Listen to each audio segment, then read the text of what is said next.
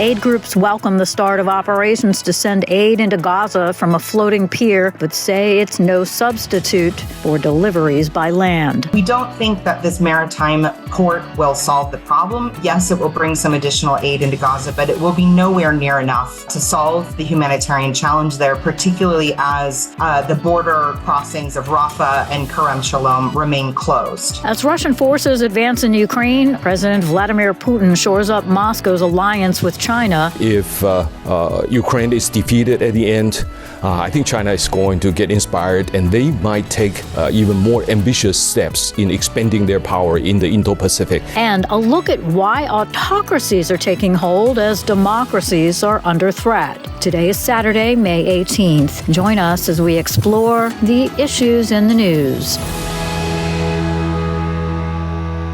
Hi, everyone. I'm Lori London in Washington.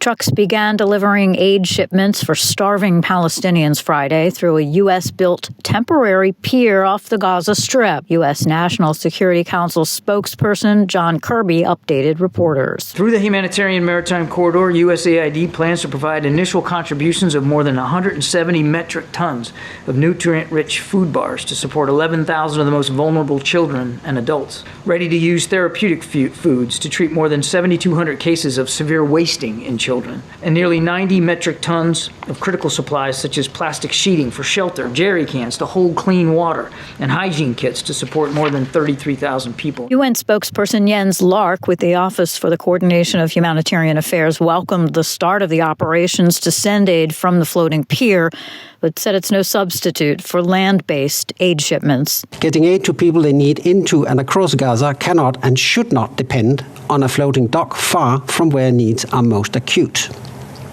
Land routes are the most viable, effective and efficient aid delivery method, which is why we need all crossing points to be opened. John Kirby concurred with that assessment. This is meant to be additive, this temporary pier. Additive, not an alternative. There's just no alternative, really, to getting trucks in on the ground. He also shared that White House National Security Advisor Jake Sullivan will be meeting with leaders in Saudi Arabia and Israel this weekend to discuss ceasefire negotiations, hostage release, and humanitarian efforts. He also said Sullivan will stress the need to go after Hamas militants in a targeted way. We're going to continue to talk to the Israelis about alternatives to major ground operations in Rafah. That is not what they're conducting right now. And they have assured us that they are willing to continue to have those discussions with us before they make any major decisions. The UN says nearly 640,000 people, many of whom were already displaced into Rafah, have fled again since Israel's military offensive on the southern Gaza city began. I spoke with UNICEF spokesperson Tess Ingram, who was in Rafah a few weeks before the latest mass exodus. When I was there, it was incredibly crowded. There were, over 1.2 million people displaced into a city that previously only had, 250, 300,000 residents.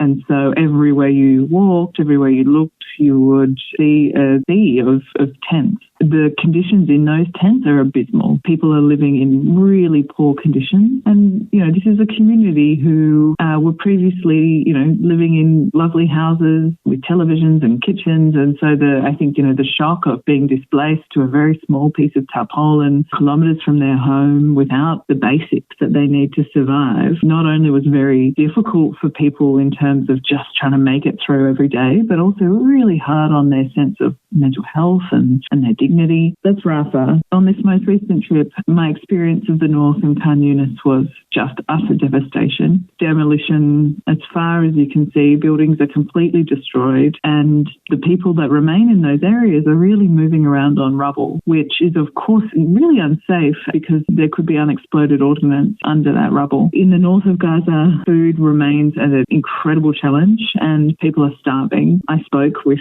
families up there receiving treatment at one of the main hospitals and met children who were severely malnourished. The doctor that I spoke to up there said that they were getting hundreds of children admitted every day and most of them had some level of malnutrition. When you talked about the millions of people sheltering in Rafah, I imagine there was also a high concentration of children there. Yeah, that's right. Every second person in Rafah is a child, which, if you think about that for a second, is very hard to imagine the purpose or the impact of an offensive in a city of children. When you walk around Rafah, you can see that it's children everywhere running around, playing, trying to get food and water for their families. And at this point, many of these children have been displaced several times and exhausted, traumatized, possibly injured or sick or malnourished. We know that hundreds of thousands of children have some level of vulnerability that could impact their ability to evacuate quickly and safely. There has been a mass exodus, hundreds of thousands of people leaving Rafah. There are Israeli operations happening and more expected in Rafah. What can you tell us about the current state of some of these vulnerable children? Were they forced to leave? Were they forced to stay? Since evacuation orders began, we consider this forced movement because people don't really have an option to stay when they know that this level of hostility is about to descend on the city, as has been warned. So people are being forced to leave to find safety. And,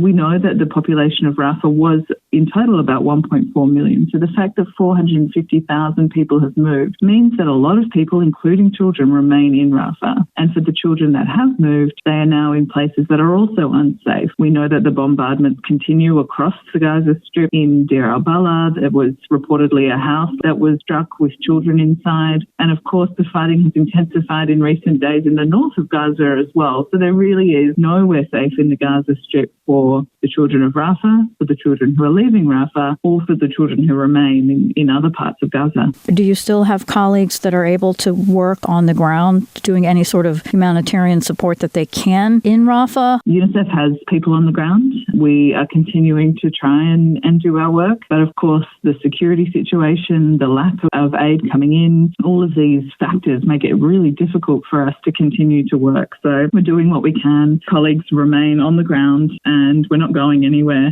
We're going to stay and deliver for the children of Gaza. Hospitals are no longer functioning because of a lack of staff and resources, because of the threat of the offensive, and because of a lack of fuel. One of the hospitals that I visited last month, the Indonesian field hospital in Rafah, that has ceased to operate. And when I was there, it was serving so many children with quite serious injuries, broken limbs, amputation, including one 16-year-old girl I met who had recently been orphaned in Rafah because of an airstrike on her home. And now that hospital's not functioning, so it raises the question of where does that orphan girl go and how does she look after herself? UNICEF spokesperson Tess Ingram. The United Nations says famine is looming for hundreds of thousands of people as the raging war between Israel and Hamas threatens to derail humanitarian aid operations.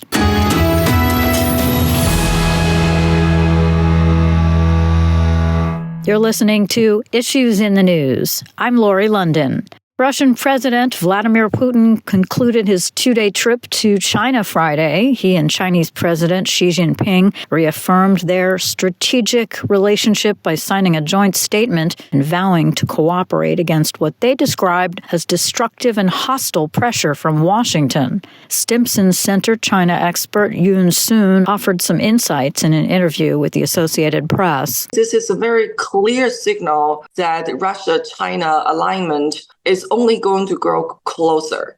There's no better illustration of how special this relationship is from the Russian and the Chinese perspective. Putin's visit to Beijing comes amid Russia's ongoing invasion of Ukraine as Kyiv struggles with ammunition and manpower shortages. Putin says he is open to Xi's proposed negotiations. Asia Society China expert Orville Schell says China's claim that it's neutral in the Russia-Ukraine war defies logic. You cannot straddle a thing like an invasion of another country if you're not willing to condemn it, but worse, if you're willing to hug it out with the leader of the invader, namely Russia and Putin. It's a very, I think, poor representation of any form of any pretension towards neutrality. Joining us now is Russia expert with the Institute for the Study of War, Nicole Volkov. Thanks for being with us. So why was Putin's visit with Xi in Beijing so significant, and what's the motivation? China has been increasingly providing Russia with dual-use goods. We've seen that from media reports as well as U.S. officials stating it. These dual-use goods are things like microelectronics and machine tools that Russia can specifically use for its arms production and its defense industrial base. And Putin has routinely supported China's peace plan, and he may be hoping to generate more support for the Chinese peace plan as it does have more favorable conditions for Russia than other plans, proposed by other countries and Ukraine. But Putin likely seeks to deepen China's support for the war and the Russian defense industrial base. The plan was rejected for failing to call for Russia to leave occupied parts of Ukraine. Ukraine says it will never agree to that. What else is Putin getting by the support that he's getting from Xi Jinping? We've seen Putin attempt to cooperate and deepen relations with China as well as with North Korea and Iran. And so I think that this visit may also be part of continuing efforts to deepen relations with those three countries through different multilateral organizations, such as the Shanghai Cooperation Organization. I definitely think that there is that material support with dual-use goods that Russia can use China to help it evade sanctions, for sure. And so what about Russia's new offensive in Ukraine, particularly in the last week? It appears that the war has reached a critical stage. Ukraine's military has been depleted of weapons and manpower, waiting for missiles and artillery from the United States after months and months of delay. Where do you see the war right at this moment? Definitely the Russian offensive operations in Kharkiv Oblast, like along the international border. Russia is trying to have the strategic objective of drawing and fixing Ukrainian forces there to then enable other Russian tactical advances in eastern Ukraine. So Russians are trying to exploit this to intensify gains in other areas, especially during this window where Ukrainian forces are waiting to receive U.S. and other Western aid and waiting for that aid to reach the front line at scale. So this fixing operation, Russians are trying to exploit during this limited time. But you do think that Ukraine can regain and stabilize their position once the aid arrives? If the Western military aid arrives timely and at scale. What's timely? How soon does it really need to get there to make an impact? Within the coming months, I think, is the best answer I can give. What are you focused on right now as far as your analysis for what's happening with Russia in Ukraine and beyond? We're focused currently on, we've always been focused on the tactical operational situation on the front line in Ukraine. And I think that we're watching the operations in northern Kharkiv Oblast amid the expectation of the upcoming Russian offensive. How significant would it be if Russia were able to get into actually the city of Kharkiv? Currently, Russians appear to be prioritizing creating a buffer zone over this deep penetration. And so Russians have destroyed several bridges around Vovchan. So all of these things suggest that Russia currently is not prioritizing actually a deeper advance. So what do you think their main goal is at this point in that region? In this region, I think the main goal is to draw and fix Ukrainian forces and resources, as well as to prioritize creating this buffer zone along the international border. I think that Russians are interested in creating a larger staging zone to conduct airstrikes against Kharkiv City and other regions in Ukraine. Thank you so much. I really appreciate your taking the time. Yes, thank you so much. Nicole Volkov, Russia expert with the Institute for the Study of War. Meanwhile, Putin's trip to China came just days before Sunday's inauguration of Taiwan President-elect Lai Ching-te. In an interview this week with the Associated Press, Taiwan's outgoing Foreign Minister, Joseph Wu, indicated that the Russia-China alliance highlights the threats to the self-ruled democracy which China claims as its own territory. Putin's visit to Beijing is an example of the two big authoritarian countries supporting each other, working together with each other, supporting each other's expansionism. He called on democracies to align in countering Russia and China's military assertiveness in Europe, the South China Sea, and beyond. If we are not able to support Ukraine to defeat Russia, I think China is also going to take that as an indication that democracies are not committed to the defense of another democracy. And if Ukraine is defeated at the end, I think China is going to get inspired, and they might take even more ambitious steps in expanding their power in the Indo-Pacific.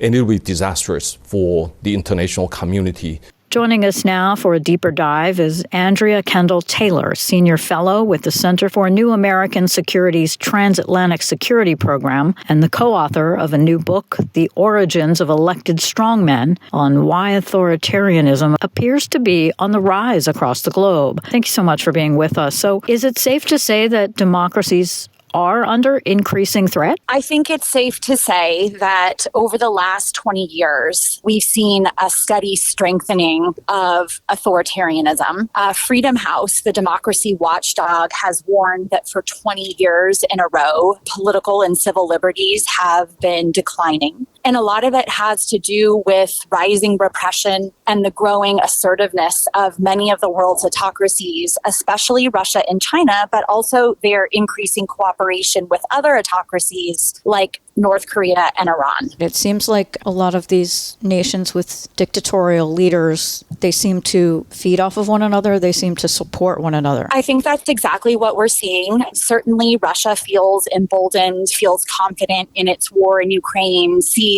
some signs of weakening or fatigue in the West, and is pushing forward with many of his hybrid tactics against Europe. But the same thing is happening also with China, which is also willing to stand up to the United States and Europe. But I think the thing that's most interesting to me is to watch the growing cooperation among all of these regimes. Certainly it's taking place in the military realm, but also in the information domain. So for example, in the aftermath of Russia's invasion of Ukraine, you saw Beijing parroting Kremlin talking points and helping to justify Russia's invasion of Ukraine. But the same thing also happened in the aftermath of Hamas's attack on Israel. Russia, Iran, and to a lesser extent, China were all in there in the information space, pushing narratives that were denigrating the United States and really trying to undermine and weaken the legitimacy of the United States and other democracies in the region. So they really are singing from the same sheet of music. They're rowing in the same direction. And I think that helps not only amplify their messages, but to legitimate many of them from other countries. If it was just Russia or just China, it's easier to isolate or to discredit. But when you hear the same messages from all of these countries, it really amplifies the impact. Right. And you see Russian President Vladimir Putin with strong alliances with Belarus, with Hungary, with Viktor Orban, even countries that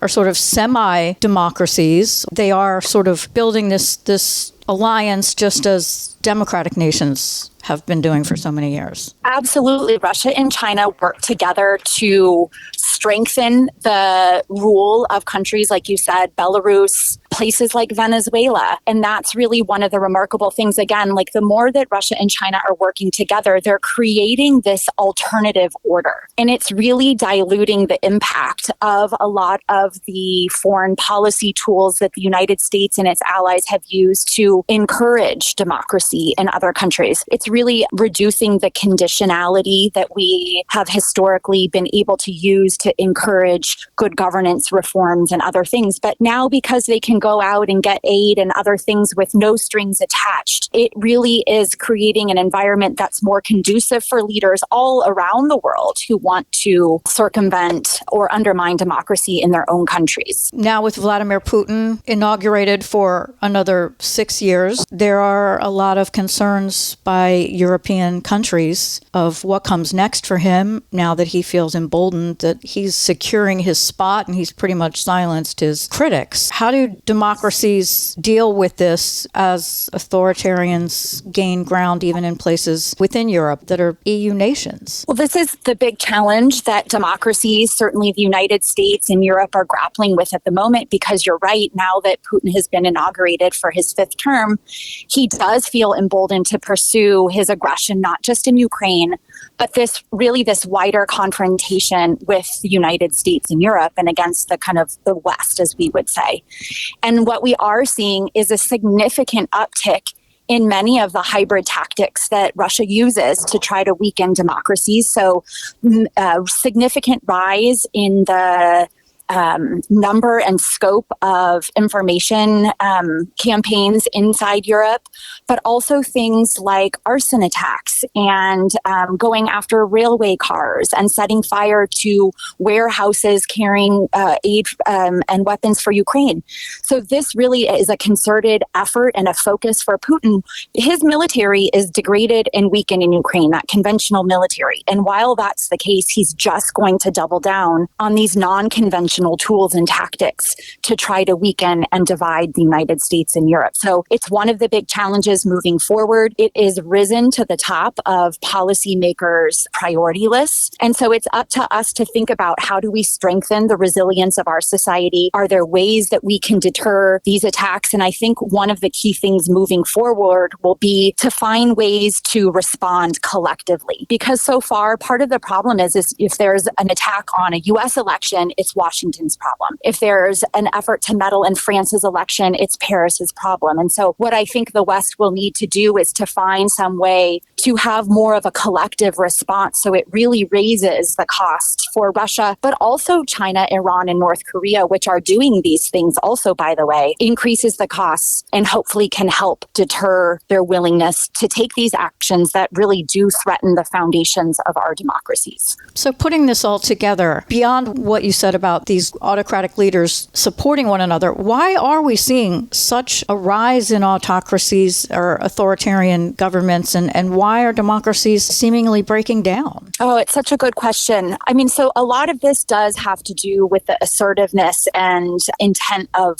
the revisionist authoritarian actors to put pressure on our societies, but there's a lot happening inside our societies as well. One of the factors that I've been paying a lot of attention to in my own research is a rise of personalism in our political system. So it used to be something that we thought was confined to the realm of autocracies, where you had these personalist leaders like Putin and Lukashenko. But increasingly, that's beginning to characterize democratic societies as well. And what we see when you have these personalist leaders, Trump is one, for example, that they are willing and able to start to break democracy down from inside. And I think that's one of the most pernicious trends that we've seen in the last 10, 15 years, is where you have democratically elected leaders who come to power through relatively free and fair elections, but then start to take steps to dismantle democracy from within. So that has been a really significant challenge that we'll have to figure out to address. Part of that has to do with polarization in our own societies. And the more polarized that our electorates become, the more willing either side is to accept these abuses if it means that they can keep the other side out. So to me, the polarization is really key, and trying to address that head on will go a long way, I think, in at least making our own democracies more resilient. Are democracies, given what they are, the freedom that democracies allow,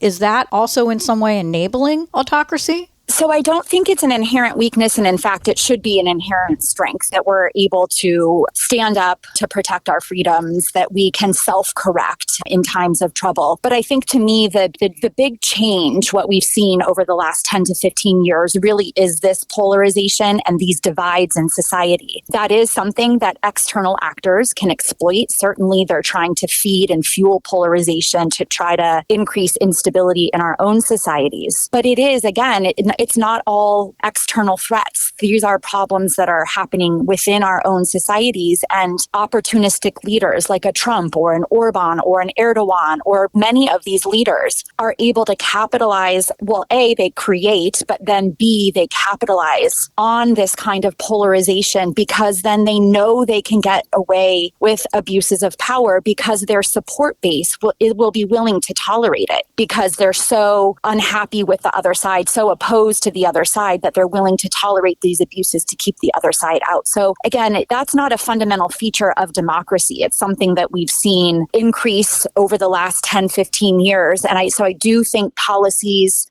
civil society organizations, other groups and organizations trying to address that fundamental problem can go a very long way in making our democracies more resilient. Andrea Kendall-Taylor, Senior Fellow of the Transatlantic Security Program with the Center for New American Security. She's also the co-author of the new book, The Origins of Elected Strongmen. And that's all the time we have this week. On behalf of everyone here at VOA, thank you very much for listening. Join us next week for more Issues in the News. Until then, I'm Lori London.